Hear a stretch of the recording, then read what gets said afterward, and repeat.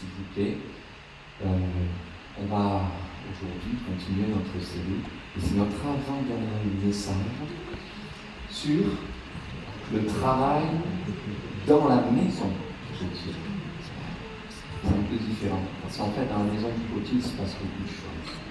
On avait vu ensemble beaucoup d'étapes que je ne vais pas rappeler ce matin, mais pour lesquelles vous pouvez avoir la possibilité de vous tourner vers ces étapes, de les revoir, de travailler dessus et de comprendre l'œuvre du Seigneur. Tout simplement, les messages sont en ligne. Dans la maison du potier, il y a un travail du potier pour façonner l'argile qui façonne nos cœurs et nos vies. Et c'est exactement ce que le prophète Jérémie dira lorsqu'il parle de la part de Dieu au peuple d'Israël, en lui disant, mais tout comme le potier façonne, travaille l'argile, et bien Dieu est celui qui te dit, ne puis-je pas agir ainsi envers toi, maison d'Israël? Voici le travail du potier. Ici, vous en avez un, en vrai, en chair et en os. On l'a vu il y a un mois lorsque nous sommes allés en Israël. Et donc j'ai pris cette photo. Alors pour preuve, voilà, il était. Mais je passe vite. Hop, non, on revient. Pas encore la vidéo, on y reviendra et on va regarder maintenant le diaporama. Jérémie est interpellé par Dieu, qui lui dit, je vais te parler. Comment, Seigneur, vas-tu me parler? Et Dieu lui dit, va et descends dans la maison du potier. Et en descendant dans la maison du potier, Jérémie a vu ce que Dieu voulait lui montrer. Il a entendu en quelque sorte la voix de Dieu. Lève-toi, descends dans la maison du potier. Là, je te ferai entendre ma parole. Je suis descendu à la maison du potier et j'ai vu qu'il façonnait un objet sur son tour. Mais le vase d'argile qu'il façonnait ne donnait rien dans sa main. Alors il fit un nouveau vase avec le même argile, mais comme il le désirait. Voici la parole de l'Éternel. Ne puis-je pas agir envers vous comme ce potier? Voici, vous êtes comme la main, comme l'argile dans la main du potier.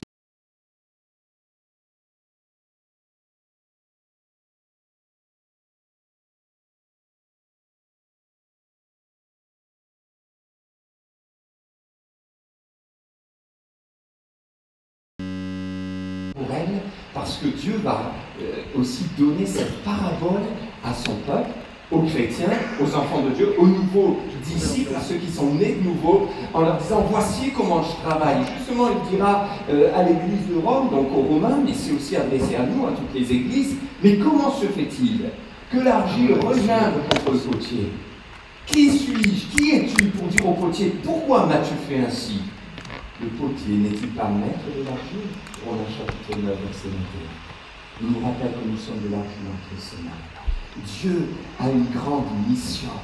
Sa grande mission, c'est de sauver le maximum de personnes. Pourquoi? Parce qu'il nous aime. Parce qu'il t'aime, il veut te sauver. Parce qu'il t'aime, il veut te délivrer. Parce qu'il t'aime, il veut te pardonner. Il veut te purifier. Il veut te donner une espérance. Il nous aime. Parce qu'il nous dans son amour, il veut que tous les hommes soient sauvés. Mais son amour est tel qu'il ne veut pas travailler seul. Dieu aurait pu très bien venir et dire, je vais tous soumettre à genoux. Vous êtes obligé de m'obéir. Il aurait pu.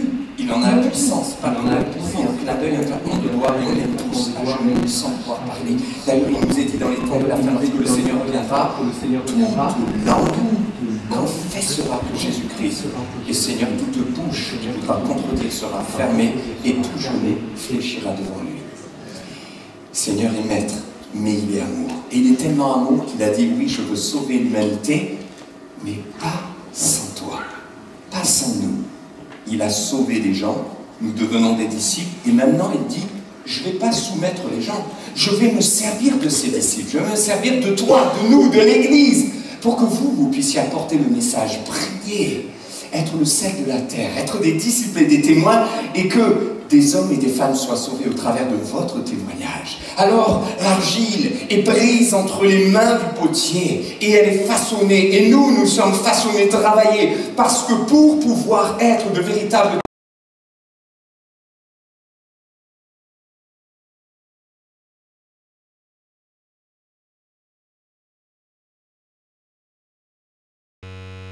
Et pour que Christ soit réellement formé en moi, il y a des douleurs. L'apôtre Paul dira, je souffre même les douleurs de l'enfantement, jusqu'à ce que Christ soit formé en vous. Et il y a tout un travail que je dois accepter du potier, dans ma vie, mon cœur, mon âme, mon caractère, afin que je ressemble à Christ, et que je puisse être un véritable témoin, et que le maximum soit sauvé. Alors dans son amour, il va à la recherche de l'argile.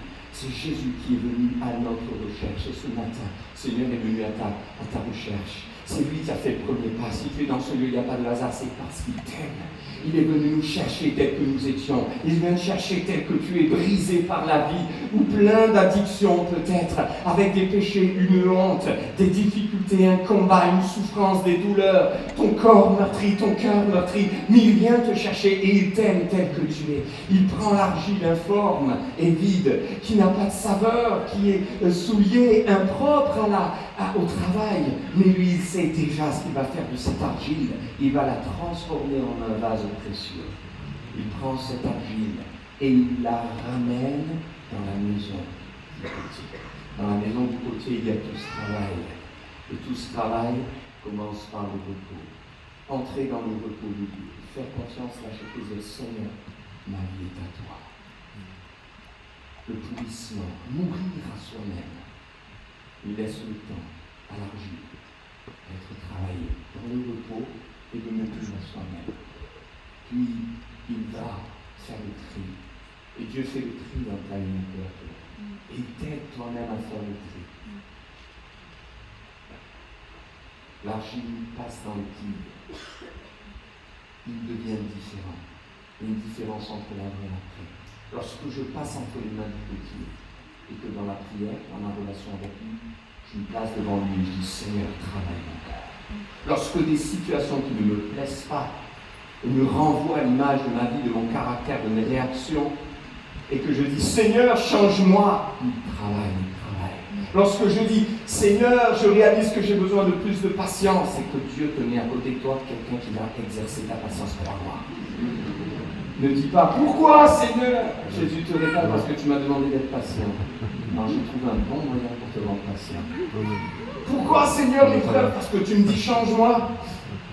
Pourquoi Seigneur la difficulté? Parce que tu me dis sers-toi de moi, mais moi je ne peux pas me servir de toi tant que tu es dans cet état. Parce qu'il faut que l'argile soit travaillée.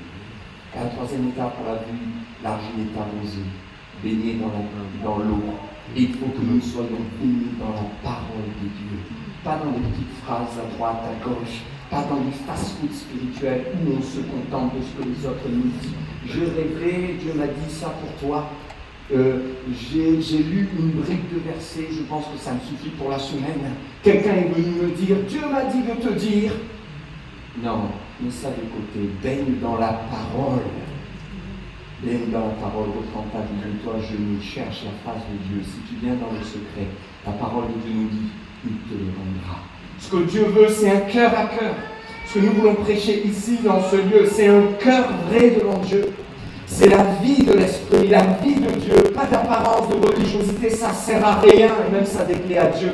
Ce que nous voulons, c'est dire, Seigneur, viens nous travailler, on va être vrai avec toi. Alors le Seigneur va venir, et là, nous arrivons là entre les mains du potier. Si nous nous laissons faire, il va passer à l'étape du battage, du malaxage et du piétinement.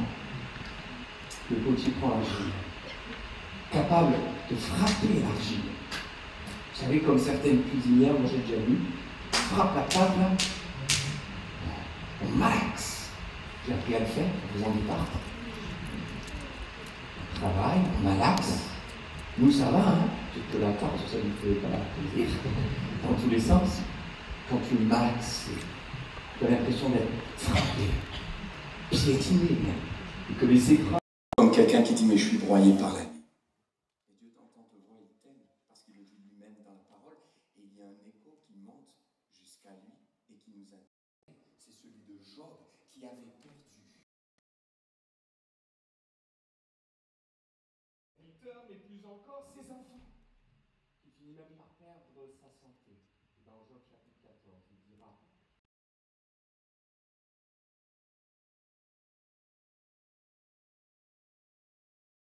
qui veut faire sa volonté et qui dira je suis comme de la poussière piétiner au sol. Piétinement. À Dieu, parce que Jésus leur dit, allez, passez de l'autre côté. Ok, on y va. Ils prennent eh bien, la mer. Il fait sombre, c'est difficile, il fait froid. Jésus les avait obligés et tout à coup une tempête monte. Et là, la barque est battue. À droite, à gauche, l'eau rentre. Elle est tellement battue, ils commencent à avoir peur. C'est leur cœur qui se sent ballotté, même frappé. Seigneur, pourquoi tu nous as obligés? Est-ce qu'on s'est trompé ou pas? C'était ta volonté. Mais Dieu savait ce qu'il allait faire. La barque est battue par les flots. Et Jésus le sait et il le voit. Mais il l'a fait et il l'a permis. Pour une œuvre plus grande, il veut les changer, il veut les transformer, les amener. Une grande leçon de vie qu'ils vont apprendre. Il fallait que leur foi grandisse. Il fallait que leur confiance en Dieu grandisse. Alors qu'il est là sur la montagne, il prie, il les voit galérer, il les voit en panique. Il va vers eux. Et il marche sur eux. Jésus ne les a pas oubliés, Jésus ne les a pas abandonnés, mais il fallait qu'ils passent par ces remous de la vie. Pourquoi? Pourquoi? Potier, lorsqu'il malaxe et qu'il bat la pâte et qu'il la piétine, c'est de réduire la pâte élargie. C'est ce qu'on appelle le processus de réduction. Un processus de réduction? Oui. Parce que quand la pâte est trop dure, il faut qu'elle change de texture et il y a pour cela un processus et on ne peut pas y échapper. Seigneur, quand est-ce que tu arrêteras le malaxage, le battage, le piétinement? Quand est-ce que tu arrêteras que toutes ces étapes se passent dans ma vie, dans mon travail, dans ma famille, autour de moi? Et Dieu dit, quand tu arrêteras d'être aussi dur? Parce qu'il faut que la texture de la pâte change. Il faut que l'argile change. Alors oui, il fait ce travail de réduction. Réduction, mais réduction de quoi? Dieu veut réduire notre orgueil. L'apôtre Jacques dira, Dieu résiste aux orgueilleux et il fait grâce aux humbles. Réduire notre orgueil, Seigneur. Proverbes 15 et 16 le disent. L'humilité précède la gloire, mais l'orgueil précède la chute. Maintenant, personne ne va venir en me disant, pasteur, moi je suis un orgueilleux. Non, ça n'existe pas. Mais c'est l'épreuve qui fait la preuve. Et c'est sur le terrain que tu peux mesurer toi-même et laisser le Saint-Esprit te montrer s'il y a de l'orgueil dans ton cœur, qui doit être enlevé, que tu sois réduit pour ressembler à Christ. Il ne s'agit pas qu'on devienne n'importe quoi, moins que rien, ça n'a rien à voir, mais c'est réduire notre ego, notre orgueil. Ce principe, on peut en prendre 3, et bien sûr, la liste n'est pas du tout exhaustive. Mais réduire notre orgueil, eh bien, le Seigneur va le faire en réduisant nos prétentions. Et nous devons faire la différence entre nos prétentions, nos ambitions et le plan de Dieu. Et la foi et l'assurance que nous devons avoir en lui. Un jour, Jacques et Jean sont venus vers lui. D'ailleurs, la maman de Jacques et Jean, elle a demandé quelque chose à Jésus. Elle avait vraiment une prétention. Jésus, il n'y a qu'une chose que je te demande. Je veux que mon fils soit à ta droite et l'autre à ta gauche. Et tu ne sais pas ce que tu demandes. Et je crois que c'est important, mes frères et sœurs, d'arrêter dans nos vies, d'essayer de faire rentrer Dieu dans nos plans, mais d'apprendre, nous, à rentrer dans les plans de Dieu. Seigneur, viens réduire mon orgueil quand j'ai trop de prétentions. Viens réduire mon orgueil en réduisant mon mauvais caractère. Amen.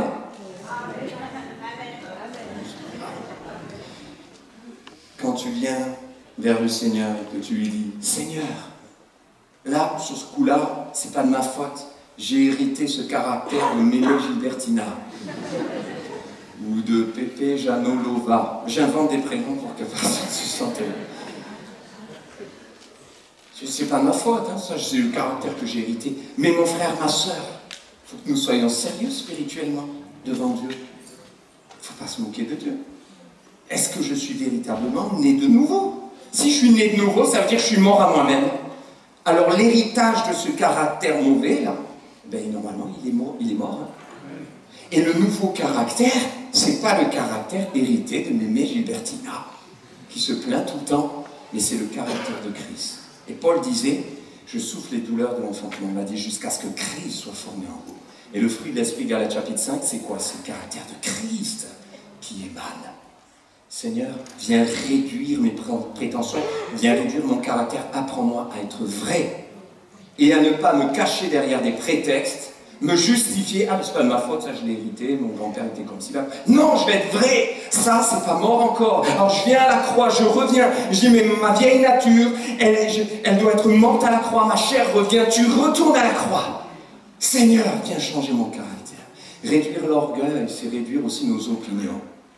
Pierre, l'apôtre Pierre, il avait des opinions sur tout. Dès que quelque chose se faisait, il parlait.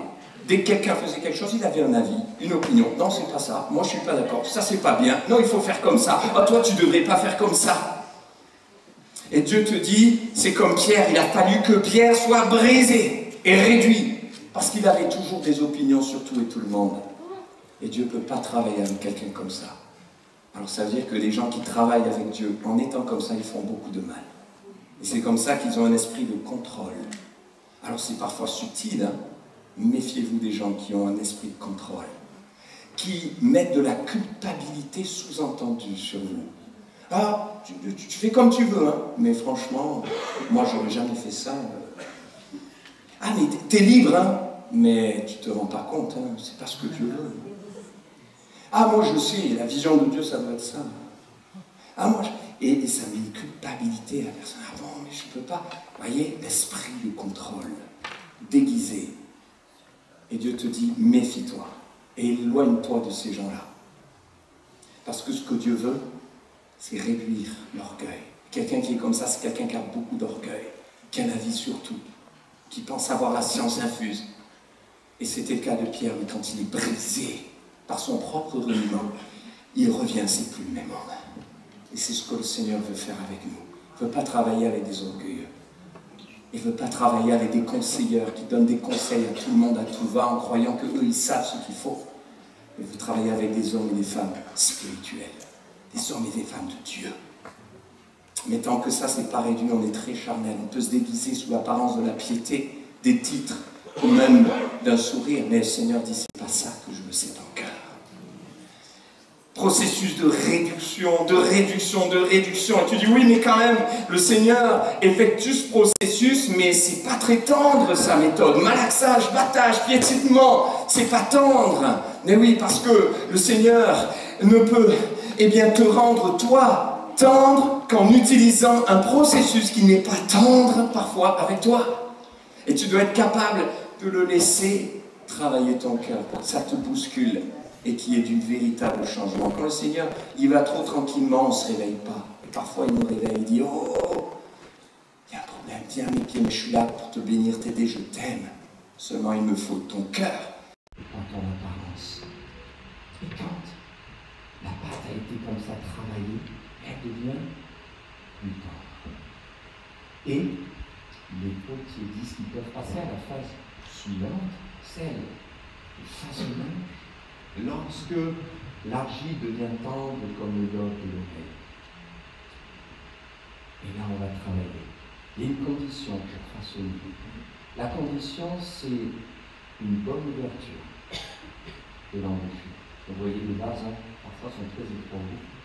Mais ça, c'est la finition du potier. Au début, il faut une belle ouverture pour pouvoir bien travailler dans les détails. C'est la condition sine qua non. Et peut-être que ce matin, tu es en train de te dire ouverture, d'accord, là, qu'est-ce que ça veut dire? Et le Seigneur veut te dire, élargis ton cœur.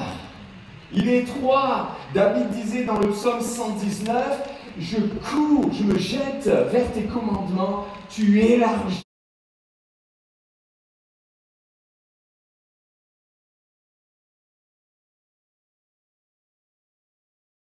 Surtout en croyant que nous on sait, ou lui dans mon cœur, pas lui. Vous savez, moi je suis comme ça, pasteur, il y en a j'aime pas. Tu es trop étroit, c'est pas le cœur de Christ.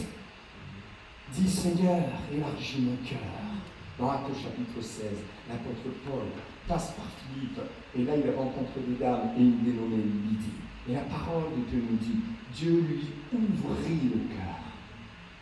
afin qu'elle puisse être attentive aux paroles que l'apôtre Paul allait annoncer, c'est-à-dire l'Évangile. Et peut-être que tu es là et tu réfléchis et tu dis, mais c'est vrai que je suis empêtré dans mon caractère, ma culture, mon éducation. En fait, c'est compliqué pour moi d'être plus ouvert. Et si tu te rends compte avec humilité que c'est compliqué pour toi, ça va te pousser à t'approcher du Seigneur, à venir à genoux et à lui dire, Seigneur, comme il dit, ouvre mon cœur. Il y a des moments où le Seigneur te dit, toi, ouvre ton cœur. Il y a des moments où tu dis, j'arrive pas, je suis bloqué. Peut-être c'est le cas de quelqu'un ce matin. Alors le Seigneur te dit, demande-moi, prie-moi. Et moi, j'ouvrirai ton cœur comme j'ai ouvert le cœur de Lydie. Et voilà une prière que nous avons à faire dans notre relation avec le Seigneur, dans le secret, de dire, Seigneur, ouvre mon cœur à ta parole, à ta volonté. Élargis mon état d'esprit afin que tu puisses travailler dans cette condition. Et là, le potier peut travailler, ouverture de cœur, et il commence à façonner. 3 principes. Premier principe, il travaille du général au précis, du grand au particulier, et ce sont les doigts qui vont commencer à travailler, façonner. Au début, ce sont les mains, puis après les doigts poussent. Et il met le doigt là où ça ne va pas. Peut-être que tu peux dire au Seigneur, quand je suis chrétien, je viens à l'église, j'essaie de faire ce que je peux, c'est déjà pas mal. Pourquoi tu me reprends sur tel point? Pourquoi tu me parles de ça? C'est déjà pas mal ce que j'ai. Le Seigneur te dit, mais je t'aime, mais je t'encourage, mais je ne vais pas passer à côté de cette grosse pierre là qui est dans le vase, qui est collée. Je dis, mais pourquoi, Seigneur, quand même, je ne peux pas être parfait? Le Seigneur a dit, dans Matthieu 5, soyez parfaits comme votre Père Céleste est parfait. Est-ce que je suis en train de dire qu'on est tous parfaits? Non. Mais nous devons avoir l'intention de la perfection. Et non pas par nos propres forces, mais par l'Esprit de Dieu qui nous transforme de l'intérieur lorsqu'on a une véritable relation avec lui et qu'on le laisse nous transformer. Et qu'on lui dit, Seigneur, transforme-moi. Pourquoi? Parce que c'est par amour. Le potier sait que cette pierre-là qui est restée attachée, s'il ne l'enlève pas au moment de la cuisson, elle va faire exploser le vase. C'est par amour que le Seigneur nous le doit sur ça. Deuxième principe. Il travaille au centre. Le tour est là, il fait tourner, le vase qui commence à monter. Il faut que l'argile soit au centre du tour. Et le Seigneur te dit, je veux travailler avec toi, mais pour que je puisse travailler efficacement avec toi, il faut que je sois au centre de ta vie. Et nous voulons être une église christocentrée, que dans nos vies, nos familles, nos foyers, et nous soyons christocentrés. Que Christ règne et que nous sachions que sans lui on ne peut rien faire. Il l'a dit dans Jean chapitre 15 quand il parle du cep et des sarments. Il faut qu'il croisse et que je diminue, disait l'apôtre Jean, en tout cas Jean-Baptiste, son cousin, qui était la voix qui crie dans le désert. Plus de toi et moins de moi. Réduire à moi-même et Seigneur, te mettre au centre de ma vie, au centre de mon cœur, et c'est comme ça que tu vas pouvoir travailler comme tu le désires. Christ est-il au centre de ta vie? Quand Iloé avait 3 ans, maintenant elle a 15 et demi, le temps passe vite, notre fille, un jour elle vient dans mon bureau, et elle me dit, papa je viens, d'accord, pourquoi? Oh, c'est juste pour être avec toi. Je me dis, ah, bien. Et moi je travaille, je préparais un message, et puis elle commence à me poser une question, ça va, cet âge-là, une capacité à parler, papa, qu'est-ce que tu fais? Je suis en train de travailler. Et qu'est-ce que tu fais en travaillant? Je prépare un message. Pourquoi tu prépares un message?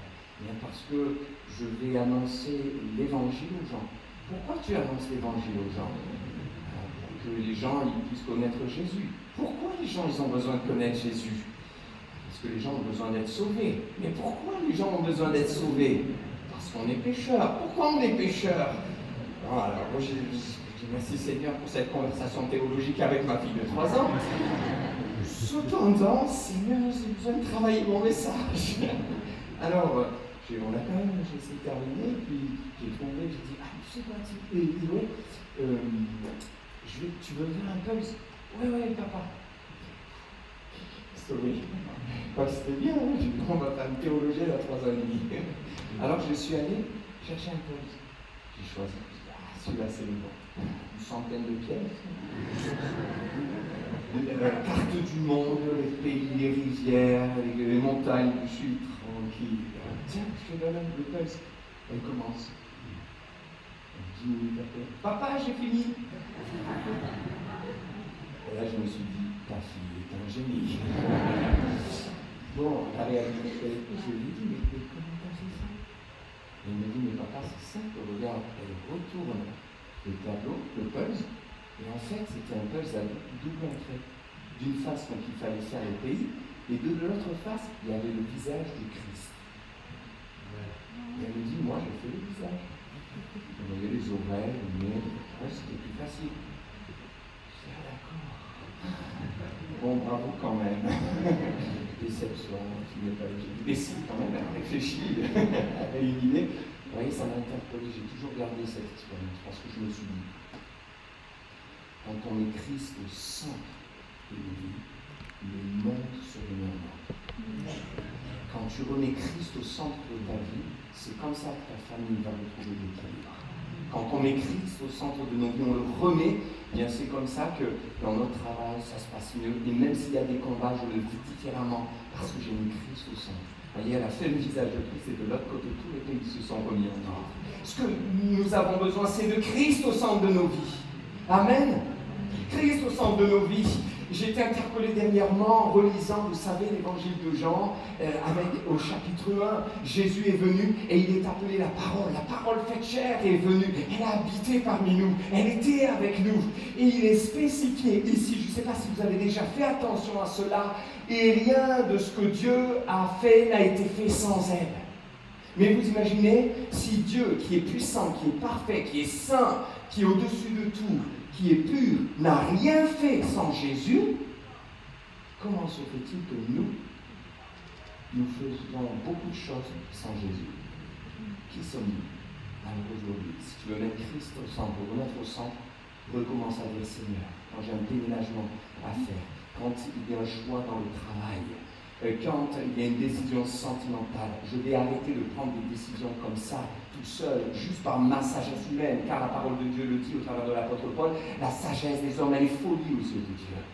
Et la sagesse de Dieu, elle renverse toute chose, il a choisi des choses folles pour confondre les sages. Et je choisirai à partir de maintenant de dire, Seigneur, qu'est-ce que toi tu veux? Je remets Jésus au centre, je le consulte, je lui demande, je prie, afin de ne pas faire n'importe quoi, mais de faire sa volonté.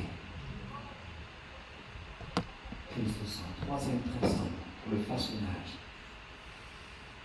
Il travaille de l'intérieur vers l'extérieur. Toujours. Le potier qui travaille de l'intérieur vers l'extérieur nous interpelle sur notre extérieur d'abord. Ah bon? Oui. Le Seigneur veut nous parler ce matin. N'est-il pas vrai que trop souvent, nous prenons beaucoup plus de temps à soigner notre extérieur que notre intérieur? Combien de temps passons-nous à décorer nos maisons, à aller faire des achats, à faire des soldes, pour le prêt-à-porter, on aime bien les chaussures, on aime bien les nouveaux habits, mais pourquoi pas? Rien de mauvais.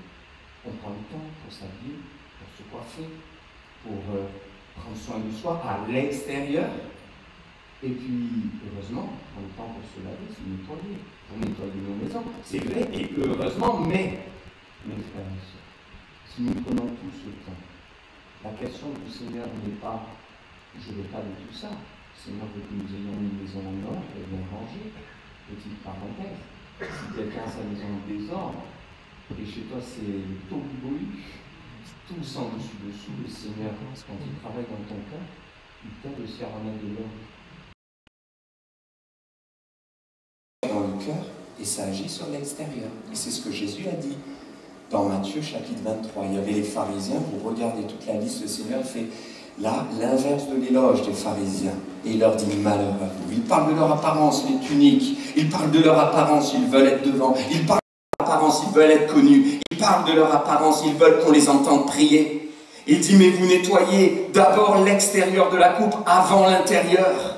Et là il dit cette parole, hypocrite. C'est dur hein, quand même. Nettoie d'abord l'intérieur, écoutez bien ce mot, afin que l'extérieur soit propre. Ce qui signifie que si je prends soin de mon intérieur, il y aura une conséquence à l'extérieur. Alors mon frère, ma soeur, peut-être arrête de dire à un jeune qui vient « Pourquoi t'es habillé comme ça ?» Arrête, tu essaies de nettoyer l'extérieur et de fabriquer des hypocrites. Ce que Dieu veut, c'est qu'on vienne en vérité devant lui. Et c'est parce que mon cœur est changé qu'il y aura une conséquence à l'extérieur. Nettoie d'abord l'intérieur de la coupe avant l'extérieur. Et nettoie d'abord l'intérieur et l'extérieur sera beau et pur. Et donc tout ce temps qu'on prend pour notre extérieur, nos extérieurs, le Seigneur dit, moi je ne suis pas contre, mais je te pose la question, quelle est la priorité dans ta vie? Est-ce que tu passes autant de temps à prendre soin de ton intérieur? Venir dans le lieu secret, dans la présence du Seigneur et lui dire, Seigneur, change-moi. Tu vois, j'ai acheté un nouveau lustre, il est trop beau. Mais je voudrais qu'à l'intérieur de mon cœur, il y ait un nouveau lustre très beau. Le lustre de la joie. Tu vois, Seigneur, j'ai acheté un nouveau canapé, je suis trop content, ça faisait 2 ans que je le voulais, je l'ai maintenant. Merci, tu m'as béni. Mais tu sais quoi? Je veux dans ma vie un canapé spirituel. Apprendre à vivre dans le repos. Travaille-moi, touche-moi. Je déverse mon amertume, mes soucis. Me voici. Et là, tu vas travailler spirituellement. Ce que le Seigneur veut, c'est abattre les apparences, l'intérieur, qui aura un impact sur l'extérieur. C'était le 3e principe. Et puis quand le potier travaille et façonne ainsi, il arrive que le vase ne gêne pas. C'est ce qu'on a lu d'ailleurs dans Jérémie. Le potier s'est-il trompé? Non. Comment cela se fait-il? Christian Purou, un collègue pasteur qui était potier de formation, raconte qu'un jour il a pris de l'argile et il a respecté toutes les étapes de l'argile, comme on vient de le faire. Et le façonnage du potier, il était potier. Et à un moment donné, au moment du tournage, il tourne et hop, une petite fissure apparaît. Alors il retravaille avec l'étape précédente, il revient, il remet de l'eau, il colmate, il recommence et ça tourne. Hop, fissure à nouveau. Alors il recommence, il travaille, il modèle, il arrange, il répare et il refait tourner. Et encore fissure. Et là il a dit, il n'y a qu'une seule solution. Il a pris le vase et il l'a brisé. Mais avec cette même pâte, car il ne l'a pas jeté à la poubelle, il a tout recommencé. Et il a retravaillé en travaillant, vous savez sur quoi? Sur le cœur de l'argile. Parce que cela signifiait que le cœur de l'argile, sa nature intrinsèque était encore trop dure. Alors il a travaillé, et quand il a refaçonné, cette fois-ci, au moment du tour, le vase prit. Pourquoi? Parce qu'il fallait un changement de cœur. Et j'ose le dire ce matin, parfois, c'est le Seigneur lui-même qui te brise.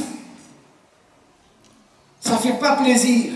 Et quand je vous dis ça, moi je peux vous dire avec beaucoup de simplicité et d'humilité, il n'y a pas de problème, je me rends vulnérable. Dieu a dû me briser dans la vie. Et pas qu'une fois. Il a dû me briser. Parce que je chantais des chants, je ne comprenais pas. Ah oui, Seigneur, on chante, tu es venu me sortir des ténèbres. Moi, quand même, je n'étais pas dans les ténèbres, quoi. Je suis né dans une famille chrétienne, je n'ai pas volé, je n'ai pas triché, je n'ai pas menti. C'est vrai, je sais que je suis pécheur, je t'ai demandé pardon, mais quand même, et le Seigneur m'a dû me briser, m'a mené à ses pieds pour me montrer que je n'étais pas meilleur que les autres. Et que le fils aîné, dans la parabole de Luc 15, il est pire que le fils cadet, qui est parti dilapider tout. Lui, il est là, il regarde les autres de haut. Et finalement, il n'a rien compris, il a un cœur qui est en horreur à Dieu. Ce que Dieu veut, c'est qu'on ait un cœur humble. Il faut accepter d'être brisé. Peut-être que ce matin, tu dis, mais je ne comprends pas pourquoi je passe par le brisement, ou je suis passé par tel brisement. Pourquoi? Parce que Dieu voulait changer ton cœur. C'est le cœur de l'argile qui doit changer et qui doit être retravaillé. Des éléments chimiques s'évaporent et le cœur de l'argile change. Et il devient encore plus tendre. Il devient différent. Quand tu es brisé, peut-être tu dis, je suis brisé par la vie, il y a tellement de moyens, de circonstances qui peuvent nous briser. Dieu te dit, je t'aime. Mais ce que je vais faire, c'est te réparer, te travailler. Ce que je veux faire, c'est te transformer. Et peut-être tu te dis, mais Oui, j'ai été brisé par la vie, j'arrive pas à me relever. David l'a dit, et Dieu me dit, t'es pas seul. Regarde David dans le psaume 32, il dira, justement, j'ai le visage, l'âme et le corps usés par le chagrin. Seigneur, j'ai crié à toi parce que je suis dans la détresse. Et je suis épuisé, ma force est épuisée à cause de mes iniquités. Je suis oublié des cœurs, comme mort, je suis comme un vase brisé. Voilà ce qu'il a dit. Et Dieu te le redit ce matin, juste pour te montrer combien il t'aime. Parce que dans la foulée, David dit, mais, j'ai confiance en toi.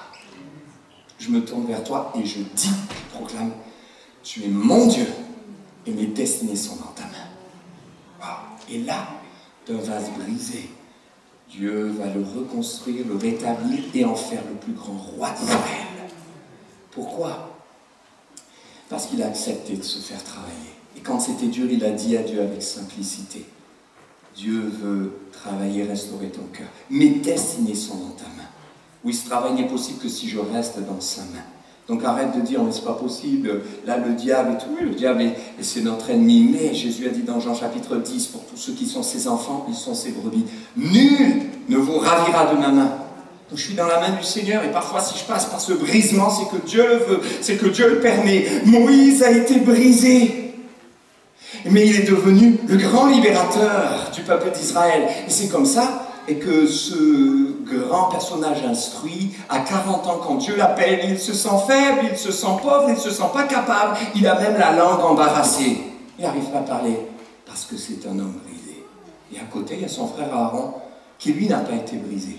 Et la différence, c'est que quand Moïse s'éloigne du peuple, qu'il part juste 40 jours sur la montagne de l'Éternel, comme Dieu lui avait dit, Aaron reste avec le peuple. Au bout de 40 jours, le peuple est tombé dans l'idolâtrie. Parce que le peuple était avec un homme éloquent, mais qui n'avait pas été brisé. Mais quand tu as été brisé pour être transformé, alors là, le Seigneur se sert de toi. Et Moïse n'est plus le même. Quand il ressort, il n'a pas de prétention, il n'a plus d'orgueil. Il dit, Seigneur, je sais que je dépends de toi. Alors Dieu va se servir de lui. Et il veut véritablement réparer ta vie, restaurer, reconstruire. Laisse-toi faire. Encore une fois, à chaque étape, la clé, elle est là, c'est se laisser faire. Parce que l'argile, il est entre les mains du potier, mais le problème, et je l'avais dit, je le répète, c'est que nous, on a des petits pieds. Ouais. Les pieds de la chair. On est comme un vase. Hop, dès qu'il commence à travailler, ça fait mal, on s'enlève. Non, Seigneur, ça, je ne suis pas d'accord. Et Paul dit, mais l'argile, dit-il au potier, qu'est-ce que tu fais? Non, il se laisse faire. Laisse-toi faire par les mains du potier. Jacob a été brisé à la hanche. Et il ressort différent. Certes, il aura mal, ça fait mal. Mais c'est plus le même homme et Dieu change son nom, mais son identité de trompeur et voleur, il devient un véritable homme de Dieu qui rentre dans sa destinée. L'argile, cette fois-ci, maintenant façonnée, être travaillé. Regardez, on va voir la vidéo sur le tour.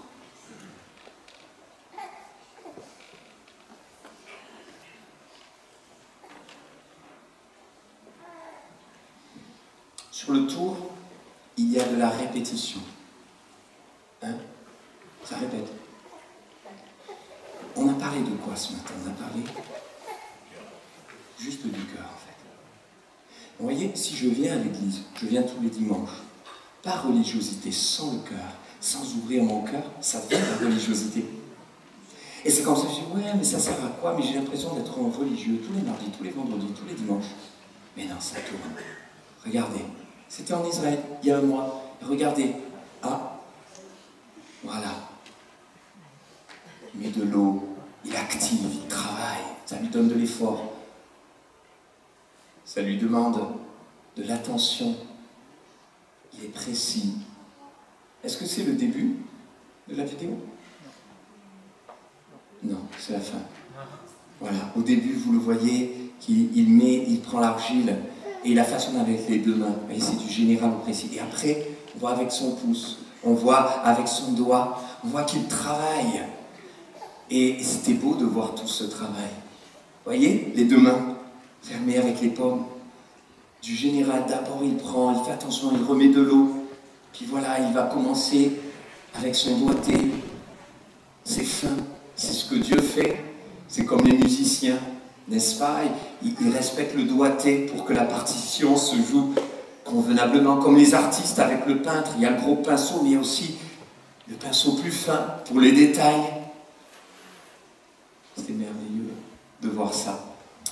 Et il façonne. Alors, quand je choisis d'ouvrir mon cœur et que je dis Seigneur, change mon cœur, et je vais inviter l'équipe de louange à venir pour terminer, qu'est-ce qui se passe? La répétition, écoutez bien, ne devient pas religion, mais transformation. Parce que pour que le vase soit bien façonné, travaillé, qu'il devienne beau, il faut que ça répète, il faut que ça tourne. Alors un tour, 2 tours, 3 tours, en permanence. Et à chaque tour, il modèle, il rafistole, il rajoute, il met de l'eau, il affine. Mais c'est à force de répétition. Et Dieu veut parler à quelqu'un ce matin. Il veut te dire, sois fidèle aux réunions, mais avec ton cœur. Arrête d'être peut-être inconstant. Une fois je viens, une fois je ne viens pas, 2 fois je ne viens pas, une fois je viens, 2 fois je viens, 2 fois je ne viens pas. Et tu es tellement inconstant, Dieu ne peut pas faire ce bon travail. Mais ce qu'il veut, c'est ton cœur. Ton cœur. Et si j'y vais avec mon cœur, ça veut dire que je le laisse faire. Et ce tour, cette répétition va m'amener peu à peu à une transformation. Mais la clé, c'est de le laisser faire. Le laisser faire. Vous avez déjà vu ces gens qui sont dans la rue et qui font la statue? Moi, ils m'impressionnent. Je les regarde. Une fois, j'étais avec mes enfants. Ils m'ont dit, non, papa, c'est moi qui ai fait l'enfant. J'avoue, j'ai essayé de voir, j'ai soufflé. J'ai essayé de voir, est-ce que je peux le déconcentrer? Non, pas du tout. Impressionnant. Waouh. Mais, même si on a l'impression qu'il ne bouge pas, et on s'y prendrait à croire que c'est une vraie statue, même si on a l'impression qu'il ne bouge pas, les scientifiques disent que de toute façon il bouge, mais que c'est imperceptible à l'œil nu. Parce qu'il y a des cellules qui bougent, vous ne le voyez pas. Il y a un tout petit mouvement, même si vous ne le voyez pas. Et d'ailleurs, faites l'expérience, tout à l'heure, rentrez, faites ça. Quelqu'un va dire, qu'est-ce que tu fais? C'est l'exercice du pasteur. Alors, faites-le, et vous allez voir si c'est facile de ne pas bouger. C'est facile ou difficile? C'est même impossible, non? Pourquoi? Parce que c'est difficile pour notre humanité, notre chair, de ne pas faire, de ne pas bouger. Nous, on croit que hey, tu veux te donner ton cœur à Jésus, fais, va, bouge. Va. Et le Seigneur dit non, c'est l'inverse. Il faut que tu apprennes à arrêter de faire pour le laisser faire. Romains 12, un verset que beaucoup de chrétiens aiment bien. Et pour casser, les légalistes, ça n'a rien à voir. Ils disent, oui, la Bible dit, ne vous conformez pas au monde présent, mais soyez transformés par le renouvellement de l'entendement. Vous voyez, dans Romains 12, ce passage, en réalité, littéralement, il dit, laissez-vous transformer. C'est-à-dire que c'est de se laisser transformer qui va avoir une conséquence sur le fait de ne pas se conformer. Et le terme, c'est métamorpho. Laissez-vous métamorphoser par le Seigneur. Et vous ne vous conformez pas. Ça ne sert à rien de dire, fais pas ci, fais pas ça, toi c'est pas bien. Non, c'est Seigneur, viens me transformer. Je veux me... Sauf que pour être transformé, il faut se laisser faire. Voyez? C'est ça le plus difficile. Et Jésus nous a montré l'exemple. Quand Jésus vient, la première chose, l'entrée dans son ministère, c'est quoi? C'est le baptême. Il arrive au baptême et il voit Jean-Baptiste qui va le baptiser. Et il dit, vas-y, baptise-moi. Et qu'est-ce que Jean-Baptiste dit? Il dit, ah non, Seigneur, et on le comprend. Mais Seigneur, toi, tu me demandes de te baptiser? C'est l'inverse, c'est moi qui ai besoin d'être baptisé par toi. Et Jésus dit quoi? Laisse faire. Car il est bon que nous accomplissions ce qui est juste, c'est-à-dire la volonté de Dieu. Son ministère commence par un laisser-faire. À la croix, ça termine par un laisser-faire. Je remets mon esprit entre tes mains. C'est-à-dire une totale confiance et un refus de l'esprit de contrôle. L'ascension, ça termine par un laisser-faire. J'ai pas peur que ce soit plus moi qui fasse.